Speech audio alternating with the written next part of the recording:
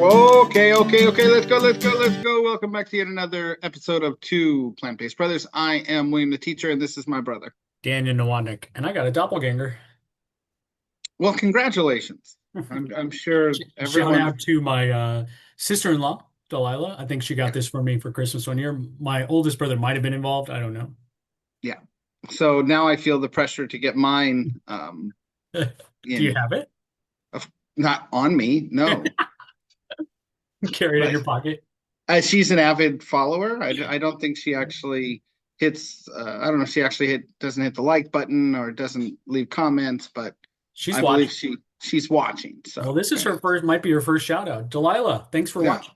There you go. No, I gave her a shout out about Yosemite. If she made it Okay, all the way that's to right. the end of the episode, That's right. that's That's the right. thing. A lot of people miss that, and so I'm going to say this up front this week. We like when you leave comments. Yep. Right now, number one commenter would be Aunt Michelle.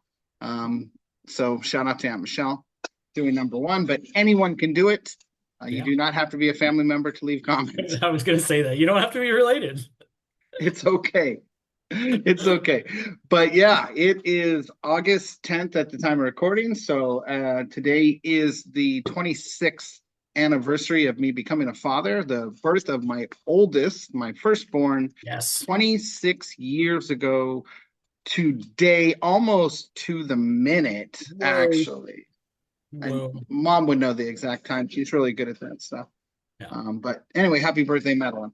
Happy birthday, Maddie. I'm going to text you soon, but by the time this comes out, you will have received my text. You will have received. I love the future perfect, guys. So Yes. you get some serious grammar in here, right? Yes. So this all the English language learners should be watching every episode. Of course. But what in the world are we talking about this week? Well, fall is here practically in our area. That means fall sports. So fall sports are kicking into gear for my family. The kids are getting into soccer. Last week, my daughter met her team. My son's going to meet his team tomorrow. And then it's going to start getting into the season. And then my son also plays fall baseball. So in sports, the little guys, the little gals, need nutrition, William. So I think we're going to talk a little bit about sports nutrition, sports food, kids and food and sports, perhaps something along those lines. I did not know that. So that's not what I agreed to. Okay. But I totally sounds made that good. up. I made that Yeah, up. sounds great. Yeah, I don't have too much to offer on that one. But What was your idea? there's just sports dad in general, what it's Sports like. dad. Thank you. All Yes. right. I was all in on nutrition. All right, Yeah, that's sports great dad. though. You can Yeah. take it that way because I would tell you that, having children a long time ago before I got serious about my nutrition, I can guarantee that their meals during the sports season were more than likely drive-through or something microwaved or something quick. And so Yeah. this can definitely go in that direction because we want to shout out to the parents out there, the sports parents. This time of year gets hectic. And Daniel's going to attest to that. Yep. And I'm going to share a little bit of my history and kind of the sports that my children took part in. Right. So something a little bit different, not quite your traditional things that, the soccer, the baseball, these kinds Yeah. of things. So, yeah. Sounds like fun. We're really going to So unpack yeah, a lot. well, let's get serious right now. Your children are still young and they're participating in sports year round or not? Practically year round, but we give them the winter-ish off. So basically from Thanksgiving to January-ish, they have their off season. And then from June to August through basically to August. Yeah. So those are like their two off seasons. Some parents like will squeeze other leagues in there. We thought about doing flag football for our son in summer, but we're just traveling so much. It Yeah, made no sense to commit to a season of that. But yeah, primarily we dedicate spring and fall. yeah. And now school has already started in your neck of the woods, right? Yes, yes, it has. It's So started in full on mid-July. back to school. Yeah. And then we got to get hit up the sports. So what is a normal week look like in the life of a sports dad in 2026? Owning your calendar is so important, right? I just put in my kids' practices in the calendar. We got very fortunate, and I don't know how people do this with multiple children beyond two, because at least two we could so like divide and conquer. We have one car, so that it makes it sometimes complicated, but we have a nana, right? Mm. Our mother will help out if we absolutely need to, and thankfully their practice schedule is our daughter's Tuesdays and Thursdays. 5:45 to 7-ish, and then our son is just Tuesday 4:30 to like 5:15, 5:30 at the same location, William. So Oh, we well, we hit the cool. lottery. We hit Yeah. the lottery so far for soccer. We still have baseball to get to, but right now for soccer, we're feeling really good that they're at the same location and they're not even at the same time. They're just back Mhm. to back. So when I was thinking about nutrition and food, right, that's what comes up Yeah. to my mind because his starts at 4:30, so he's going to need an afternoon snack. It's going to have to hit his body, fuel Mhm. him enough to get to dinner, where our daughter might eat dinner beforehand before she hits into her actual practice at 5:30. So I've really Mhm. already kind of like wrapping my head around how we're going to navigate that without having to do fast food too often and all the time. We do like to frequent Chipotle. That's one of our go-tos as a family. I think the best deal in town, bar none, when it comes to price with the kids' meal. And it also fuels the kids, so we may take advantage of that somewhat, but just the traveling and being at the park, because we're not going to leave the park and go get dinner, we have to bring something with us. So one Yeah. of our go-tos is oatmeal. We do oatmeal for like a filling snack either pre-workout, call it, or post-workout if it's not their actual dinner. And so I think oatmeal is something that's fueling, especially for my son, because I do put a little bit of protein powder in his. We do he eats it just like I do with chia seeds, flax seeds. We'll do pumpkin seeds, hemp seeds on top, and then we do cinnamon, pumpkin spice, cacao powder. William is chock full of really good good stuff, and then a little bit of maple syrup and blueberries. Boom. Well, that's first of all awesome. And going back to the Chipotle kids meal, I've actually seen you order that for yourself. Yes. Also best deal in town. But I have I told you about my mistake? I ordered two proteins. I did the sofritas and the guac is considered a protein. And so that's How why is they extra charged me, not because I guac was is an a adult. protein? Yeah, that's what our kids get. They get rice and beans and guac. Guac is their protein choice. They don't eat the Chipotle meat. They don't like any of Oh, the meat wow. options. And then they get the chips, they get the drink, and then the tortillas. So it's so filling for them. Chips and guac and bean and rice Yeah, burrito tacos, if you will. Yeah, basically. right. Yeah. Yeah. Little Okay. little tacos. And that's awesome. And going back to the snacks, I want to bring in a little bit about lunch. Okay. Now that you're back and the kids are back in school, are you guys brown bagging it? We are, yeah. So we do what do you call it? Bring a lunch or whatever, cold, no, yeah, cold lunch, I think they used to call it back in our days. And so we pack a lunch for them and we do meal prep. So I'll do burritos for them and it's a combination of the soy riso they get from Trader Joe's and tofu. And so I do like a tofu scramble, combine it with the soy riso, basic flavor town in your mouth. So good. I have to do very little to it. Sorry, we're not sponsored by Guy Fieri. Just Keep call it saying a it. flavor bomb instead of Flavor flavor bomb. town I'm in sure your that's mouth. copyrighted The whole too. in your mouth thing. I'm just so sick of people saying it's a party in my mouth.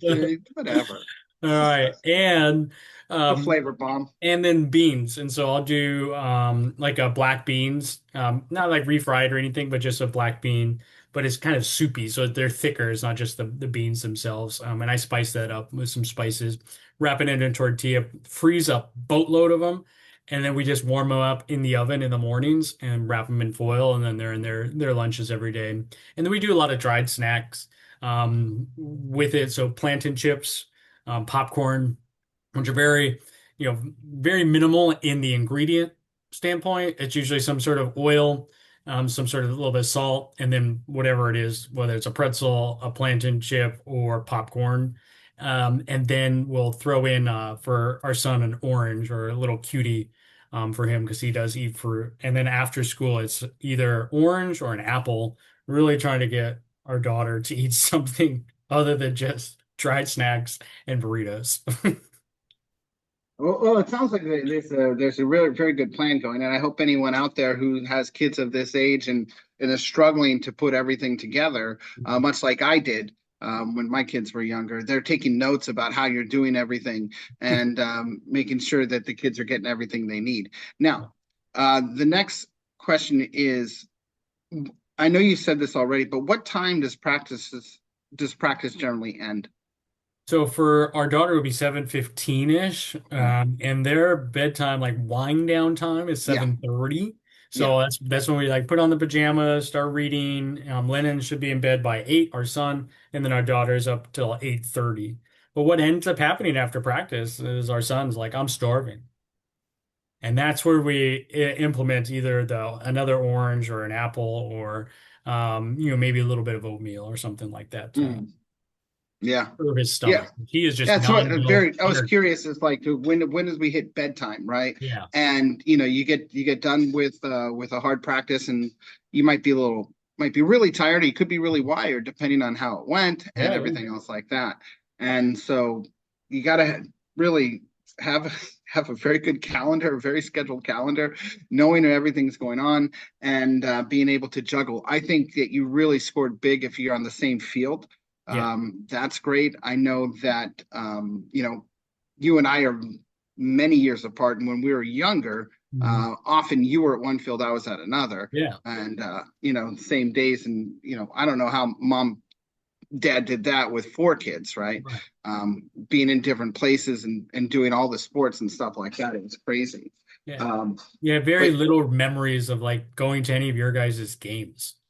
I don't know, maybe because I was either one, too young, yeah, and then two, just maybe I was occupied somewhere else eventually. I don't know. yeah, you're probably just playing in the dirt somewhere. Yeah, Be probably. honest, bro. Yeah. Yeah, I was just there. Yeah. No, and then I'm just going to go back to, my kids when they were younger, real quite younger, right? They were into dance, right? Yeah. And so the dance stuff was always fun, but my mother-in-law, their grandmother, actually helped out a lot with the dance Mhm. classes and things like that, and I would do when I could and different things and definitely try to be there for all the performances and dragging around tons of different costume changes Right. and things like that. You could often see me, you know, whenever they performed at the fair, with the wagon and a backpack and just pink all over, Yeah. and stuff like that. But then, we fell on some hard times, and it's quite an expensive sport to do, to be honest Yeah. with you. And so we had to stop doing that, and they didn't really do anything until high school, Right. right? And then once they got in high school, involved in different things like cheer and color guard, well, that's a different story now. You're talking about sometimes they have practice until 8, 9 o'clock. Wow. It goes long, Right. and it's one of those things where just wait. I couldn't tell you how much time I spent in the Patrick Henry parking lot waiting for someone to finish with something or somebody to finish with something. One Because of you them is were someone, one of chauffeur, right? somebody. You were the Hmm? chauffeur on all of that. Yeah, yeah. I mean, for a while there, they didn't really drive. I think Cecilia's last 2 years maybe of Hmm. school she would drive. I'm not sure if that might have just been her last year, but Madeline didn't drive till afterwards. And Hmm. and so then going to different games and really just being a big fan. I mean, my high school experience that I played sometimes left bench and sometimes right bench, I remember and your quote of fame of getting a yeah, partial block field a goal, or was it punt? partially blocked punt. Yeah, Punt. yeah, yeah. Partially blocked punt. But I knew all the cheers, so Yeah. I mean, because I was right there with the cheerleaders, so I was a big cheer dad. I was really into it, Yeah, and absolutely. I I got can it relate. all. Yeah. And that was a big thing, and watching, my daughter perform, and then Mhm. getting the color guard. I had no idea. Right. Had you ever heard of color guard? I've heard of it, but yeah, no, I didn't know much about it, right? I learned it a lot through your family and through CISA, really. Yeah, I mean, one of those things where like I knew all the cheers, but when the color guard was performing at halftime, I was in the locker room, Yeah, right. listening. to stuff I didn't really care about because I knew I was never going to play, you know? But you were ready to go in. Oh yeah. Oh yeah. I'm ready, coach. And anyway, and yeah, that was a wonderful thing. But I didn't even know winter guard. Now that's where the Right. competition comes in. And once again, these things can get expensive and as going on. But when you're in a part of a school system, a lot of that stuff, there's fundraising and different things that go into it, and to kind of cut down the costs. And a lot of stuff is supplied, so it wasn't too bad. Right. But those kind of things, as far as like having a meal, like us, like I've mentioned this before, like Hmm. eating together just ended when they were in high Yeah. school. Yeah. You know, it There's was something for just, me to look forward to. well, no, it's going to depend. It's like you can juggle it now. We're going to see where it ends now. So those the two different ways of seeing things, right? Mm. Yeah. And you never know what the future is going to hold as far as how many True. sports they get involved with, after school clubs they get involved with, Right.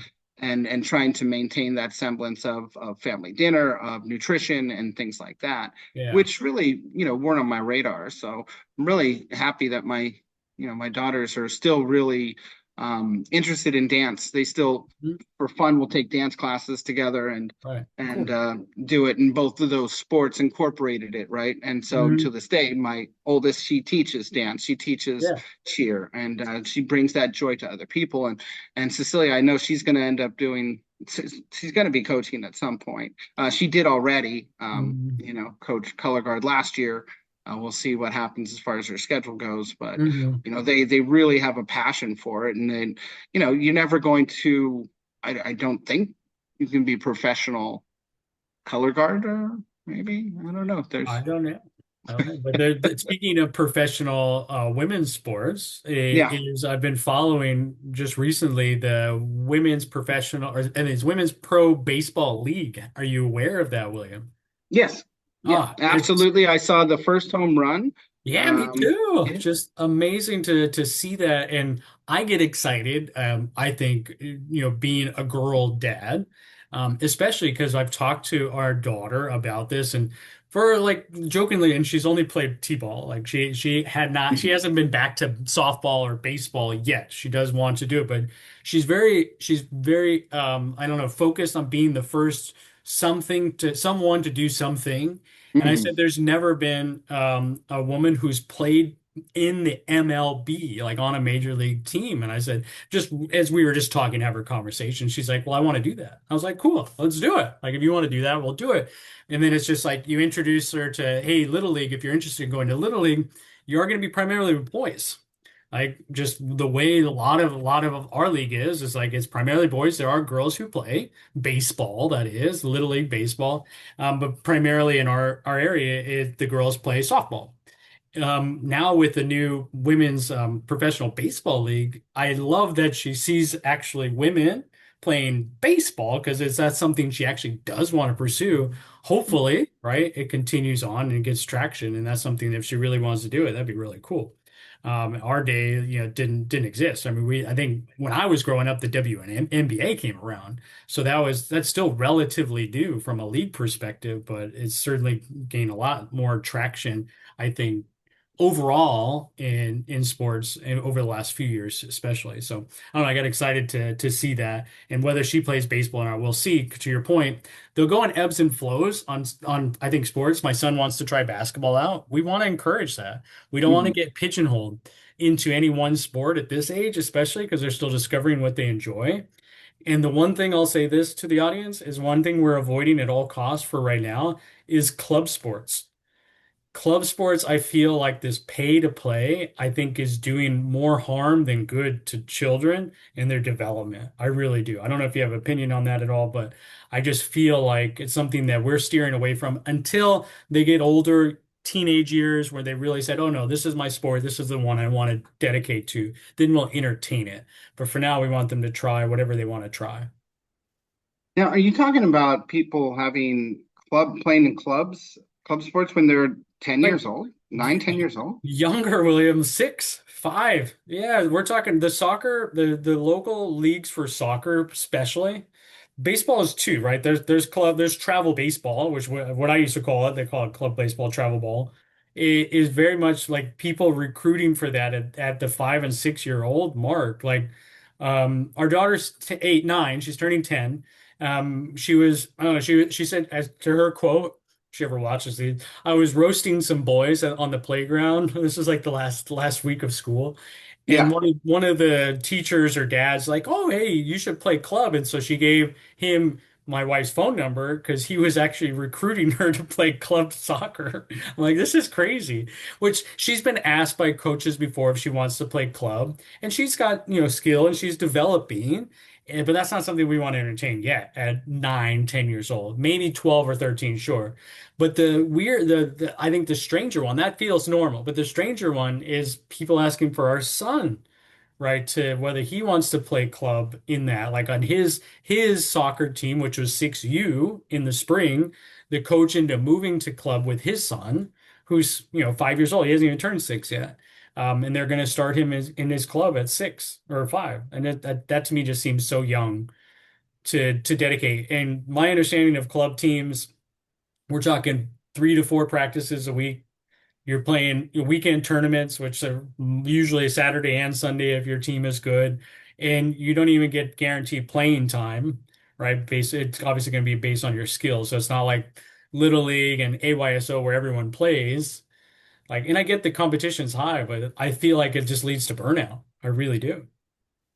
Yeah, I mean, we could do a whole like 30 for 30 on this one. I mean, Yeah.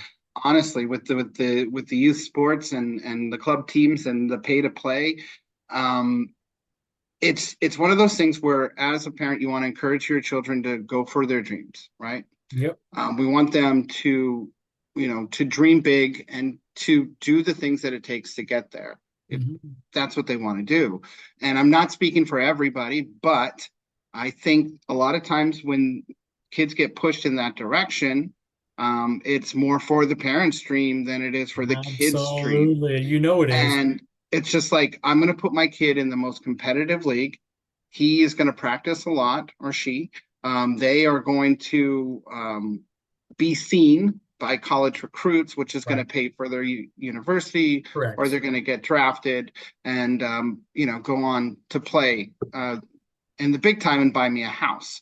Yeah. Um, it's that is what it is. But I think I personally, a lot of kids end up getting, like you said, pigeonholed into one sport, and it takes Mhm. up everything that they have. Now, if that kid is really really enjoying it and wants to do this, it's tough to say no.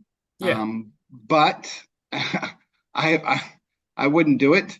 I think that there is a clear path with if someone has the talent and the drive, that they're going to make it to where they're going to make it, Yeah. even without that.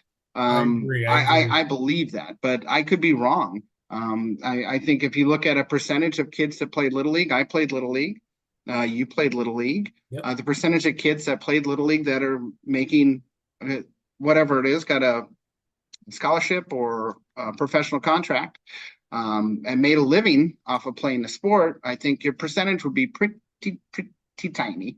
Absolutely. No, I think it is. The chance of doing it is very hard because you got to look at how many spots basically are available in professional college, Mhm. what have you.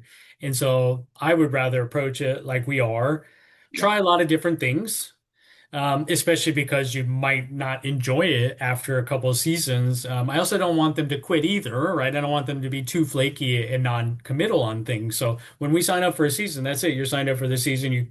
You continue that season. For our Yeah. daughter, she did 2 years of soccer when she was younger, at 5 and 6 years old, I think it was.